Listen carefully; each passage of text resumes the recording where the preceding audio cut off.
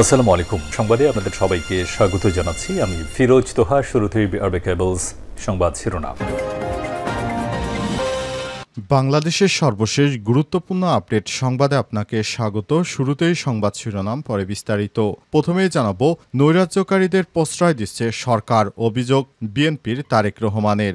বিএনপির ভারপ্রাপ্ত চেয়ারম্যান তারেক বলেছেন, দেশের সাম্প্রতিক সময় হত্যা ও নৈরাজ্যকারীদের সরকার প্রশ্রয় দিচ্ছে, অথচ যারা সন্ত্রাসী কর্মকাণ্ড, মানুষকে হত্যা করছে, চাঁদাবাজি করছে, সবাই বিএনপির নেতাকর্মী। কিন্তু অভিযোগ দিচ্ছে সরকারের বিরুদ্ধে। যারা মব তৈরি করছে তাদের কেন গ্রেপ্তার করা হচ্ছে না, এই প্রশ্ন তুলেছেন বিএনপির নেতা। অথচ বিএনপি নেতাদেরকে পুলিশ গ্রেপ্তার করার পর থানায় ঢুকে হামলা চালিয়ে তাদেরকে ছাড়িয়ে নিয়ে যাওয়ার ঘটনা ঘটেছে, সে বিষয়ে তারেকের মুখে এখন কলপ এঁটেছে।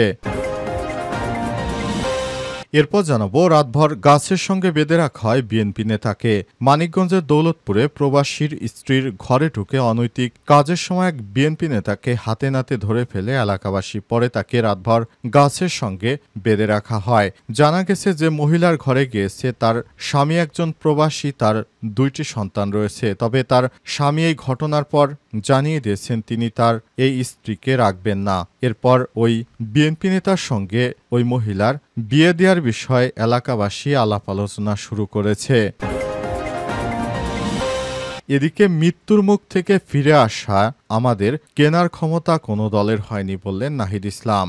জাতীয় নাগরিক পার্টি এনসিপির আহ্বায়ক নাহিদ ইসলাম বলেছেন, আমরা দেশের সংস্কার, বিচার এবং নতুন সংবিধান চেয়েছি, কিন্তু এসব জনদাবির বিরুদ্ধে দাঁড়িয়ে যাচ্ছে একটি পক্ষ, যারা পুরাতন বন্দোবস্তকে টিকে রাখতে চায়, চাঁদাবাজ এবং সন্ত্রাসকে টিকে রাখতে চায়। কিন্তু আমরা বলছি, গণ অভ্যুত্থানের পরে এত মানুষের জীবনদানের পরও যদি মনে করা হয় পুরাতন রাজনীতিকে টিকে রাখতে হবে, এটা সহজ হবে না। আমরা মৃত্যুর মুখ থেকে ফিরে এসেছি বিএনপিকে চাঁদা দেওয়ার জন্য নয়। এদিকে সোহাগ হত্যার প্রতিবাদে ছাত্র শিবিরের বিক্ষোভ। পুরান ঢাকার মিটফোর্ট হাসপাতালের সামনে বাঙালি ব্যবসায়ী লাল চাঁদ ওরফে সোহাগকে প্রকাশ্যে নির্মমভাবে পাথর মেরে কুপিয়ে হত্যার প্রতিবাদ জানিয়েছে ঢাকা মহানগর দক্ষিণ শাখা ছাত্র শিবির। একই সঙ্গে বিএনপির চাঁদাবাজিকে রুখে দিতে তারা আহ্বান জানিয়েছে দেশবাসীর প্রতি।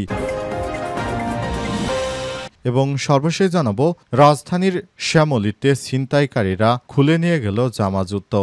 রাজধানীর শ্যামলীতে এক পথচারীকে আজ সকালে ছিনতাইকারীরা ধরে। এরপর তার সঙ্গে থাকা সমস্ত জিনিসপত্র নিয়ে ক্ষান্ত হয়নি তারা। মোটরসাইকেল পরিহিত 2 যুবক এসে ওই ব্যক্তিকে টার্গেট করে এবং অস্ত্রের মুখে জিম্মি করে তার শরীর থেকে তার জামা কাপড়ও খুলে নেয়। প্রথমে তার ব্যাগপত্র নেয়ার পর তারপর তার জামা কাপড়ও তারা প্রকাশ্যে খুলে নিয়ে যায়, অস্ত্রের মুখে জিম্মি করে। এই ভিডিওটি ইতিমধ্যে সামাজিক যোগাযোগ মাধ্যমে ব্যাপক পরিমাণ ভাইরাল হয়েছে। বিষয়টি অত্যন্ত দুঃখজনক ঘটনা। প্রিয় দর্শক, এতক্ষণ শুনছিলেন সংবাদ শিরোনাম, এবারে বিস্তারিত।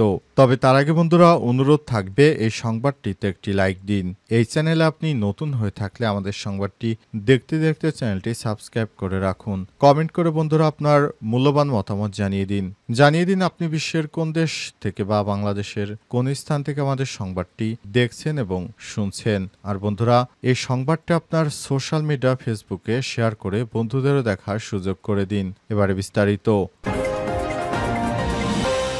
নৈরাজ্যকারীদের প্রশ্রয় দিচ্ছে সরকার, অভিযোগ তারেকের। বিএনপি নেতা তারেক বলেছেন, বাংলাদেশে যে নৈরাজ্য হচ্ছে তার জন্য সরকারই দায়ী, কারণ সরকার নাকি এই নৈরাজ্যকারীদেরকে প্রশ্রয় দিচ্ছেন, অথচ সারা দেশব্যাপী যে চাঁদাবাজি ও রাহাজানি হচ্ছে তার জন্য সব জায়গায় বিএনপির নেতাকর্মীদেরকে পাওয়া যাচ্ছে।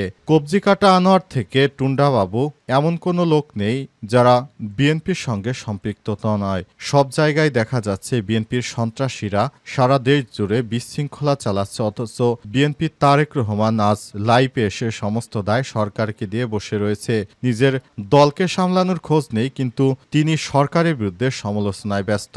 আজ লাইভে এসে এমন মন্তব্য করে দেশব্যাপী সমালোচনার ঝড় বইছে। বিএনপির তারেক রহমানের এমন উচ্ছৃঙ্খল কথাবার্তায় সারা দেশব্যাপী সাধারণ জনতা এখন ফুঁসে উঠেছে। বিএনপির হাত থেকে সারা দেশব্যাপী বিভিন্ন জায়গায় স্লোগান হচ্ছে।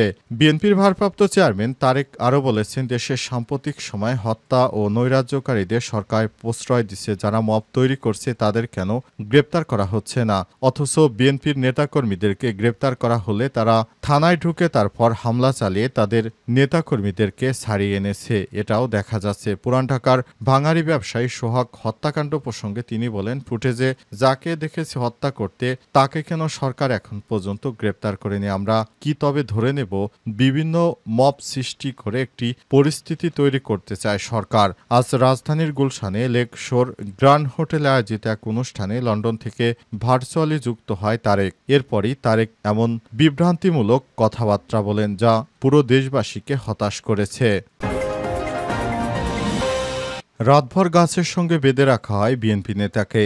মানিকগঞ্জের দৌলতপুরে প্রবাসীর স্ত্রীর ঘরে ঢুকে অনৈতিক কাজের সময় হাতে নাতে ধরে ফেলে এলাকাবাসী। এরপর তাকে রাতভর গাছের সঙ্গে বেঁধে রাখা হয়। আজ বিষয়টি কালবেলাকে নিশ্চিত করেছে মানিকগঞ্জের দৌলতপুর থানার officer in charge OC ARM Al Mamun. এর আগে গতকাল রাত 2টার দিকে দৌলতপুর উপজেলার ধামেশ্বর ইউনিয়নে এই ঘটনা ঘটে। গাছের সঙ্গে বেঁধে রাখা ওই নেতার নাম সিরাজুল ইসলাম মঞ্জেল, বয়স 45। তিনি ধমশ্বর ইউনিয়ন বিএনপির দপ্তর সম্পাদক। একই ইউনিয়নের গালাগ্রামের মৃত শিরজন আলীর ছেলে সিরাজুলের সংসারে 2 সন্তান রয়েছে। এছাড়াও প্রবাসীর স্ত্রীর 2 সন্তানের মা। এলাকাবাসী জানায়, উপজেলার ধামশ্বর ইউনিয়নের চরদেশ গ্রামের এক সৌদি প্রবাসীর স্ত্রীর সঙ্গে সিরাজুল ইসলামের দীর্ঘদিনের অবৈধ সম্পর্ক ছিল। সন্ধ্যার পর তার ঘরে ঢুকলে এলাকাবাসী ওত পেতে থাকে এবং সেখানে তাকে অনৈতিক কর্মকাণ্ড করা অবস্থায় হাতে নাতে ধরে ফেলে। তারপর তাকে সারা রাত গাছের সঙ্গে বেঁধে রাখা হয়। বিষয়ে ধামরাই ইউনিয়ন চেয়ারম্যান ইদ্রিস কালবেলাকে বলেছেন, এই ঘটনায় 2 পক্ষের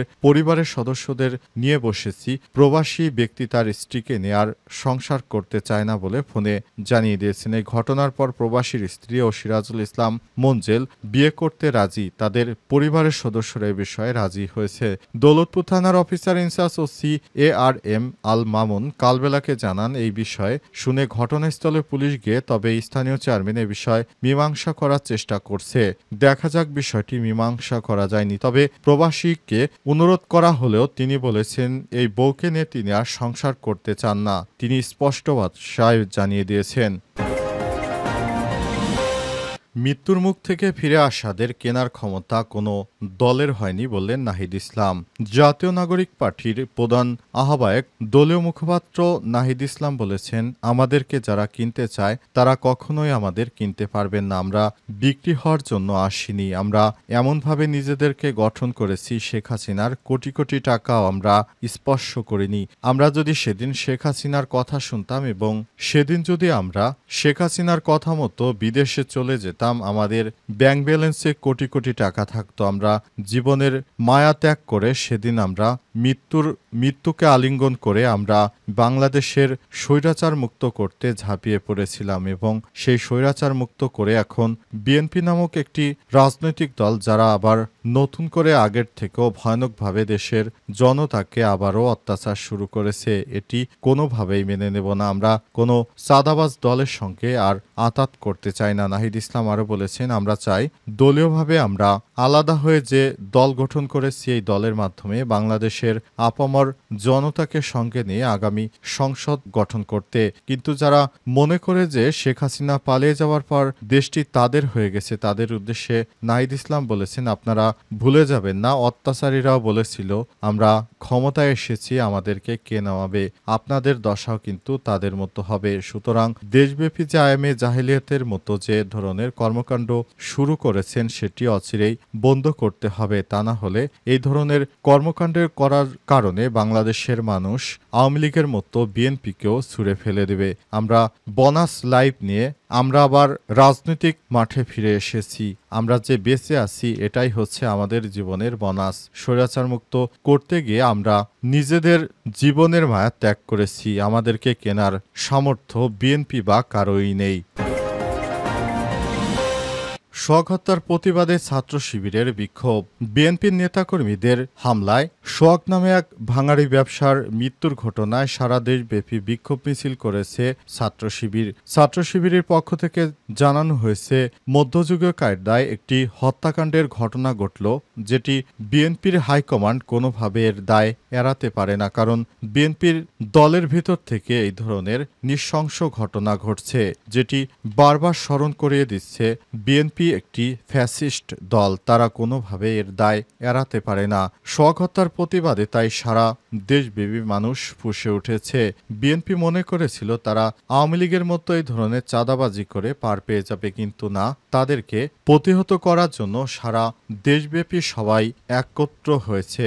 বিএনপির নেতাকর্মীরা ৫ই আগস্টের পর থেকে তারা মনে করেছে তারা ক্ষমতায় চলে গেছে, এভাবেই তারা তাদের কর্মকাণ্ড পরিচালিত করছে, কিন্তু কোনোভাবেই তারা নিজেদেরকে আয়নার সামনে দেখছে না। তারা মনে করেছিল যে তারা হয়তো এবার নির্বাচনের আগেই ক্ষমতায় চলে গেছে।